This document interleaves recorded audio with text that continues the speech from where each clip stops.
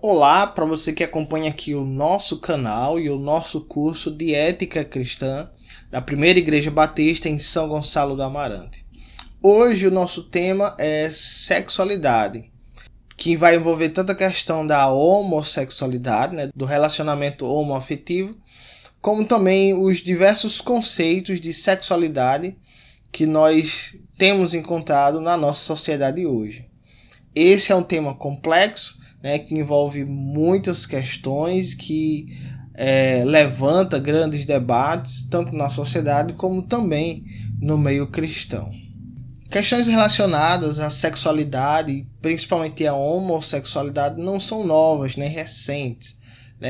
Alguns historiadores encontram registros de até 1.200 anos atrás, de que havia essa prática em povos antigos, como na Índia, Grécia, Egito, e há várias representações artísticas da prática da homossexualidade.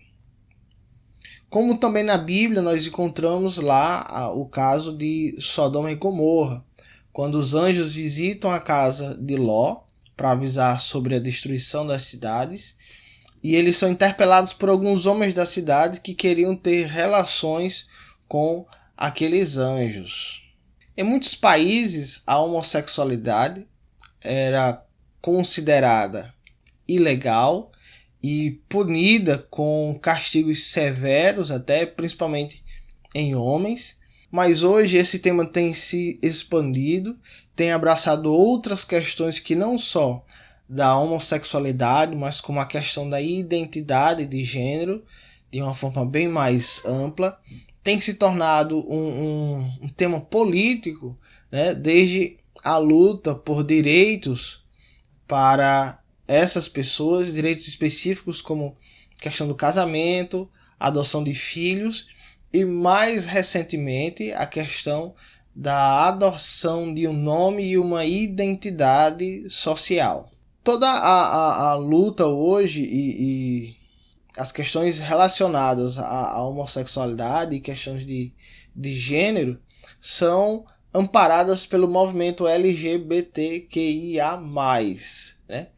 Esse movimento é um movimento de luta pela dignidade dessas pessoas, pelos direitos e pela legitimidade dessas práticas, e principalmente a representatividade dessas pessoas na sociedade. A data considerada como a data de nascimento desse movimento é a data de 28 de junho de 1969, quando lá em Nova York, depois de um problema entre alguns policiais e um bar gay, gerou por parte dos gays e homossexuais uma grande revolta na cidade de Nova York, e uma revolta que durou alguns dias, uma semana, contra todos os abusos sofridos por aquelas pessoas.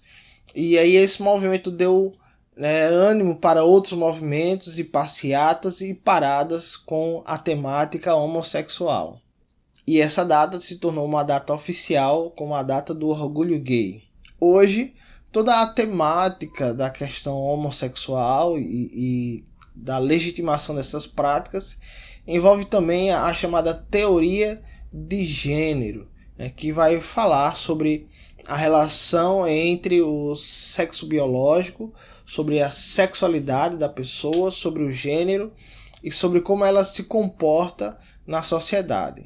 A teoria de gênero, ela vai na direção contrária à noção de sexo binária, de masculino e feminino, e assume a posição de que sexo e gênero são duas coisas diferentes e não estão necessariamente relacionadas. Então, em primeiro lugar, existe o sexo biológico, que vai determinar única e exclusivamente o seu aparelho reprodutor sexual, se é menino ou se é menina, e os órgãos de cada sexo. Mas isso não vai definir a sua sexualidade, a sua orientação sexual e nem a maneira como você se define na sociedade. Então entra aí a questão da sexualidade social, que diferente do sexo biológico, é a maneira como você se comportaria na sociedade, né? Os papéis que se assumem na sociedade. Como compreender que, né, masculino e feminino, masculinidade e feminilidade são papéis que são socialmente construídos, né? Como, por exemplo, a famosa frase da Simone de Beauvoir, que diz que uma mulher, ela não nasce mulher, né? Ela se faz, ela se constrói mulher na sociedade.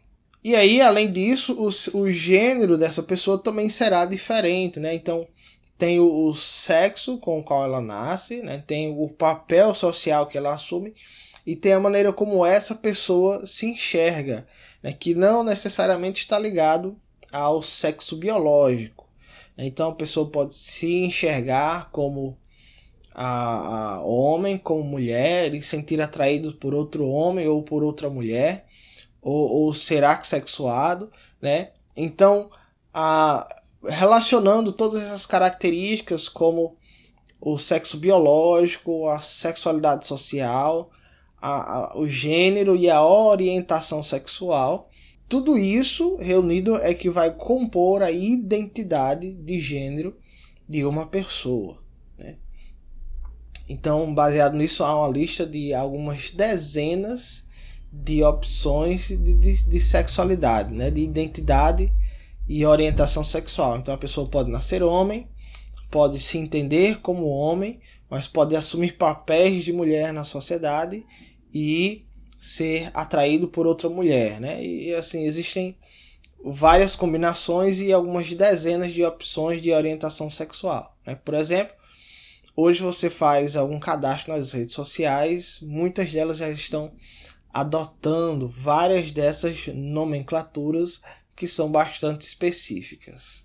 Mas o que a Bíblia fala sobre o tema, né? Esse é o ponto mais importante para nós hoje. A Bíblia muitas vezes e geralmente é considerada como sendo preconceituosa, como sendo ultrapassada, principalmente quando o aspecto é sexualidade. Então vamos ver o que a Bíblia fala sobre a sexualidade, sobre os casamentos, né, em que eles são baseados, e o que a Bíblia fala especificamente sobre a relação homossexual ou homoafetiva.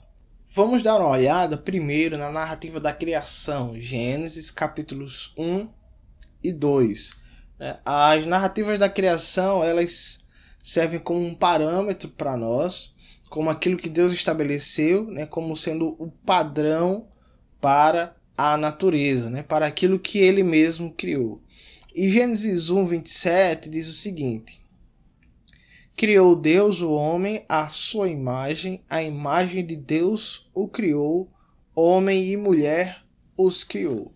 Então, a primeira narrativa sobre a criação do homem vai ressaltar aí a criação de Deus e a criação de homem e mulher, né? E a ideia do texto aí é que Deus criou homem e mulher os seus sexos biológicos, né? Macho e fêmea, né? Então, a criação dos sexos, macho e fêmea, é determinada por Deus desde a criação. E esse é um modelo estabelecido por Deus para a sexualidade. Como também a ideia de um relacionamento que é plural e complementar, ou seja, homem e mulher, não homem e nem mulher e mulher, porque homem e mulher no seu relacionamento foram criados à imagem de Deus. Então a diversidade, né, homem e mulher no relacionamento do casamento refletem a pluralidade da imagem de Deus. Assim como também Gênesis 2, 24, que vai dizer: portanto, deixará o homem o seu pai, a sua mãe, se unirá à sua mulher e serão os dois uma só carne. Então, o padrão de Deus aí para o primeiro casal, para o primeiro casamento, né, foi de homem deixar o pai e se unir à sua mulher. Não foi o homem se unir a outro homem ou a mulher a outra mulher, né? Mas um relacionamento heterossexual, né, estabelecido por Deus na criação como padrão para os casamentos. Lá no Novo Testamento, em Mateus capítulo 19, Jesus ele reforça esse padrão, né, quando ele cita ali na discussão sobre o casamento justamente esses dois textos, né, de Gênesis 1, 27 e Gênesis 2, 4. Então Jesus indiretamente reforça que o modelo que satisfaz o padrão de Deus desde a criação é o modelo de casamento heterossexual. Agora, o principal texto na Bíblia, né, há vários deles, há muitos textos tanto no Antigo Testamento como no Novo Testamento sobre a sexualidade e a homossexualidade, mas o principal deles está lá em Romanos capítulo 1, versículos 24 a 27, né, texto do apóstolo Paulo, que vai dizer assim: por isso, Deus os entregou à impureza sexual, segundo os desejos pecaminosos do seu coração, para a degradação do seu corpo entre si. Trocaram a verdade de Deus pela mentira, e adoraram e serviram a coisas e seres criados em lugar do Criador, que é bendito para sempre. Amém. Por causa disso, Deus os entregou às paixões vergonhosas, até as suas mulheres trocaram suas relações sexuais naturais por outras contrárias à natureza. Da mesma forma, os homens também abandonaram as relações naturais com as mulheres e se inflamaram de paixão uns pelos outros. Começaram a cometer atos indecentes, homens com homens, e receberam em si mesmos o castigo merecido pela sua perversão. Então veja como Paulo trata da questão, né? Ele começa ali no início do capítulo 1 e fala que todo o pecado, toda a desgraça da humanidade começa porque o homem ele se afastou de Deus e se dedicou à prática da idolatria. E isso levou o homem à prática de diversos pecados, inclusive, né, o problema da perda da sua identidade sexual, da sua identidade biológica. E aí veja só, Paulo ele vai falar da homossexualidade como resultado então do distanciamento do homem e Deus.